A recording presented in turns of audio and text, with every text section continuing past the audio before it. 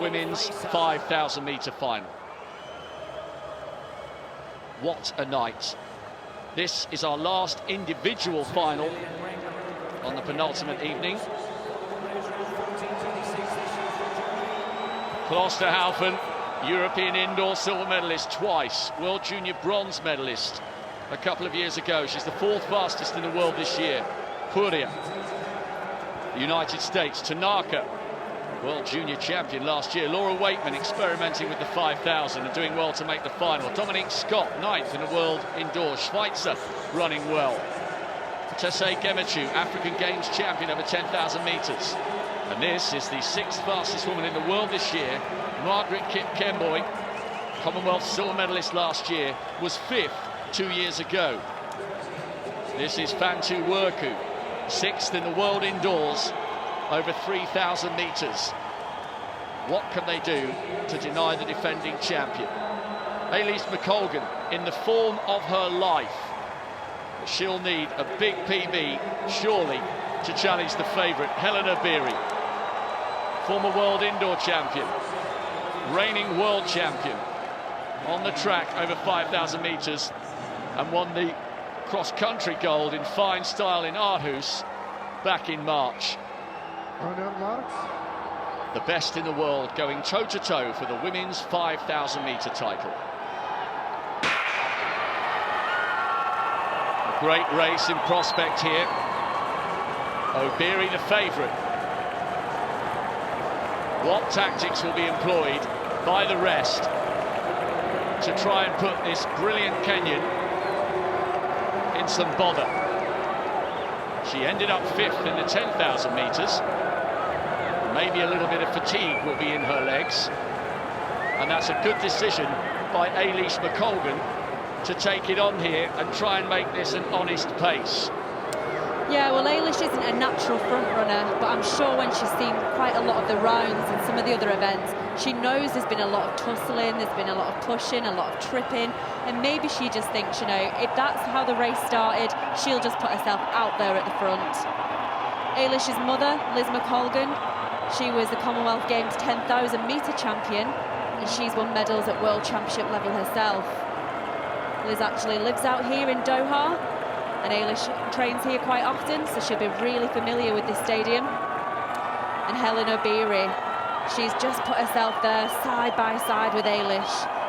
O'Beary, of course, the defending champion. She's won world titles indoors and outdoors, as well as that cross-country title back in March now on the fantastic course back in Aarhus. Everyone enjoyed that competition, of course. But real contrast in running styles there between Eilish McColgan and Helen O'Beary. Eilish McColgan, of course, a much taller figure. Helen O'Beary shorter, more floaty. And at this moment, the rest of the field are just enjoying getting a ride, just letting a few laps tick off, the nerves settle, with 11 laps to go. McColgan has had a good year. Not quite yet up to her mother's standards over the 10, but she's had a different tactic to her training, and she's forcing herself to take her rest days, and it's paying off. Britain leading on the inside. Constance Klosterhalfen is after a slice of history here, and this event began in the World Championship in 1983, but in the shorter format, the 3,000 metres. The 5,000 has been run since 1995, and in that time, no German woman has ever won a World Championship medal. How good do you think Klosterhalfen's chances are? She's in the pack, and O'Beary now leads. She's a tiny figure, the German woman, on the left of screen now, but she's proved to be so fast and so tough throughout this year. She's got a chance, hasn't she, of the podium? She has got a chance, and she trains out in the US with Sifan Hassan, and we've already seen what she's brought to this. She's the German record holder now over the 3,000 and the 5,000 metres, and she's run a sub 4 minutes for the 1,500 metres as well.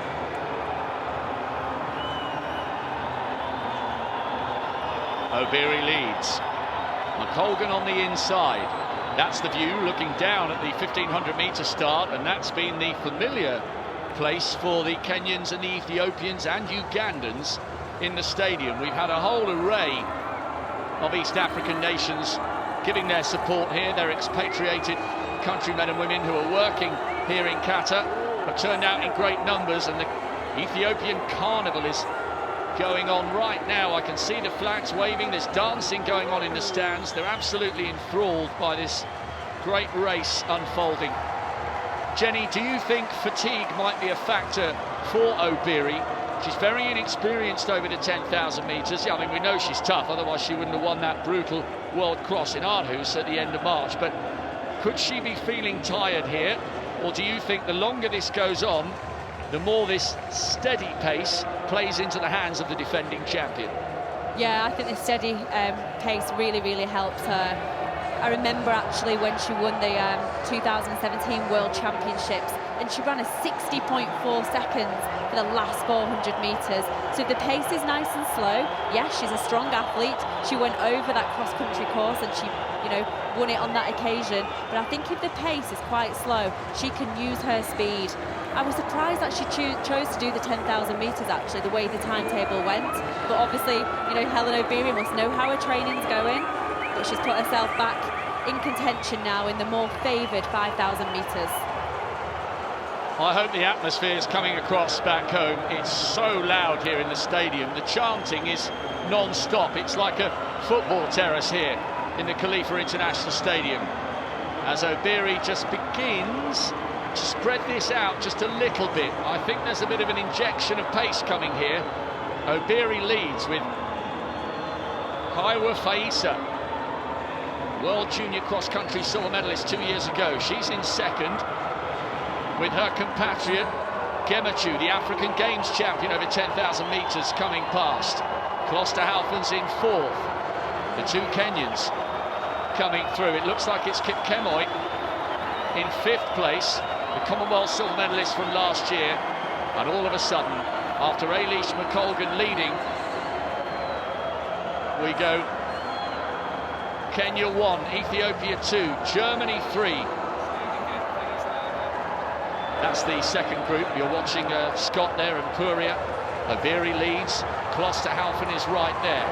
There are little groups splintering all around the track. And at the moment, it's the defending champion, the reigning world cross-country champion, who is bossing the pace here. But there are plenty hanging on to her coattails, quite happy for her to set the agenda, as long as it's not too fast. And they look quite comfortable, the athletes, through second to sixth behind her. Yeah, they do. We can just see now Eilish McColgan struggling a little bit at the back of that group. Laura Wakeman's doing her best just to hang on. Laura Wakeman moving up from the 1,500 metres. She's made 2 Olympic finals over the 1,500 metres. Very inexperienced at the 5,000. I think you're looking at an event like the 1,500 metres that we've just seen, and a lot of these athletes have obviously, opted for different distances. A group of 6 away now in this final of the women's 5,000 metres. It's Helen Obiri, Klosterhalfen, this brilliant German. That left arm just kinks out. It's one of her idiosyncrasies, but she's very quick and very strong. She's in second, with the 2 Ethiopians, Kipkemoi and Rengaruk, behind her. And 2 Ethiopians just about hanging on, Gemachu and Werku.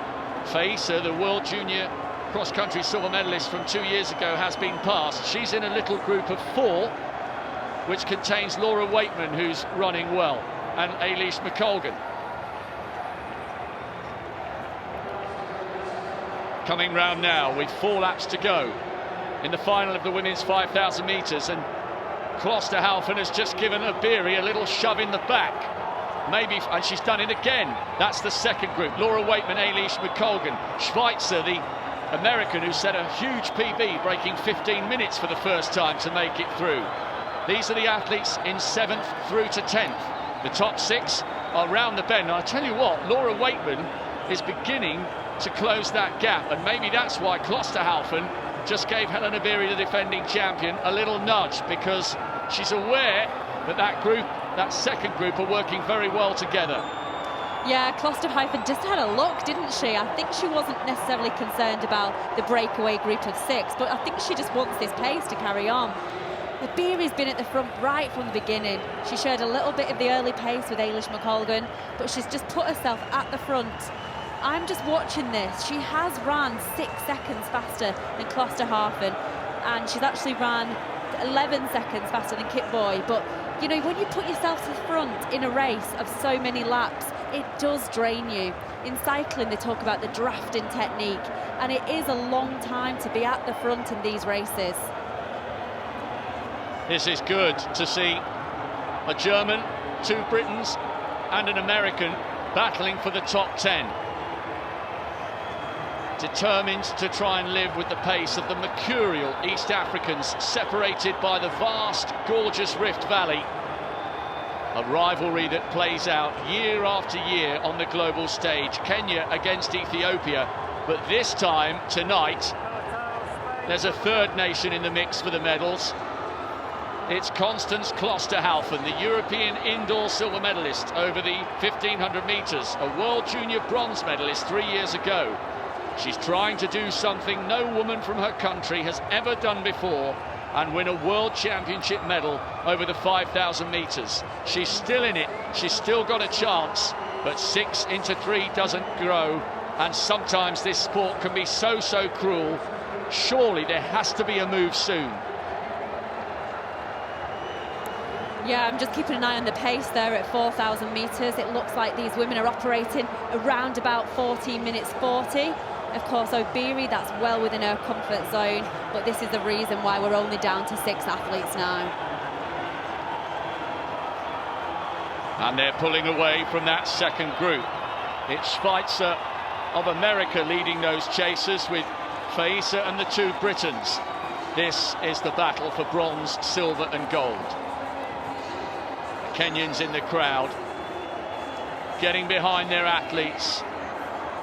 It's going to be a really intriguing last 600 metres. It is, and everyone's positioned, aren't they? And I think we're just going to see a burn up over this last lap. Everyone will know each other's strengths and each other's weaknesses, and it's just who's going to go first. Really, really intriguing. 500 metres to go now in this World Championship 5,000 metre final.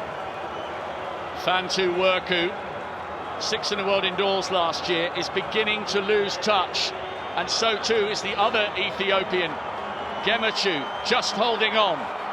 What a burn-up in prospect. They take the bell in this fascinating final of the women's 5,000 metres. Now the 2 Ethiopians have been dropped. It's Helen Obiri, the defending champion, with Margaret Kipkemoi on the curve, holding the inside line. But look at Klosterhalfen, the German. She's working so hard in second place to produce a special moment for her nation, and she still isn't broken yet. Obiri's sprinting, but they haven't become detached.